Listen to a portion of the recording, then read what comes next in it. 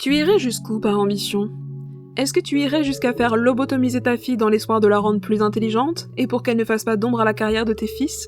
Parce que c'est exactement ce que Joseph Kennedy a fait subir à sa fille Rosemary. Je parle bien du clan Kennedy, la famille du 35e président des États-Unis. Rosemary est née en 1918, un an après son frère John.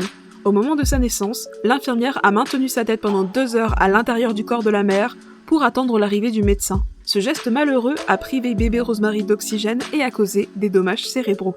Enfant, Rosemary avait des problèmes de développement et avait, paraît-il, des humeurs incontrôlables. Mais ses parents ne s'en sont inquiétés qu'en voyant ses jeunes sœurs évoluer plus rapidement qu'elle. Dyslexique, dépressive et en grande difficulté scolaire, peinant à suivre le rythme de la fratrie, elle fut scolarisée dans des pensionnats aux méthodes particulières, mais restait une tâche sur l'ambition de son père qui imposait l'excellence à tous ses enfants. Alors que la famille vit en Angleterre où le patriarche est ambassadeur des États-Unis, Rosemary est pensionnaire dans un couvent et fait régulièrement le mur pour goûter aux réjouissances des jeunes londoniens des années 1930. Mais ce comportement offusque Madame Kennedy qui est une fervente catholique. Elle ne peut pas tolérer que sa fille se divertisse et fréquente des hommes et la considère officiellement comme hystérique.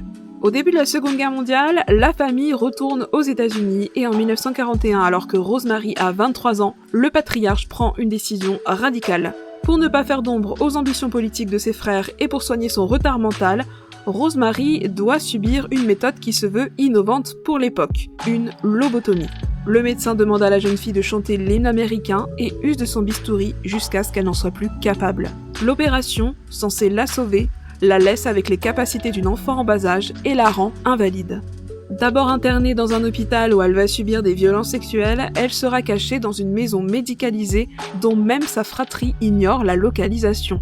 Pour sauver la face, les parents lui inventent une carrière d'institutrice dans le Wisconsin, puis une version officielle est créée pour lui inventer une déficience mentale depuis la naissance. Et ce n'est qu'en 1987 que la vérité sera révélée. En 1969, année du décès du patriarche, ses frères et sœurs retrouvent sa trace et la réintègrent à la famille.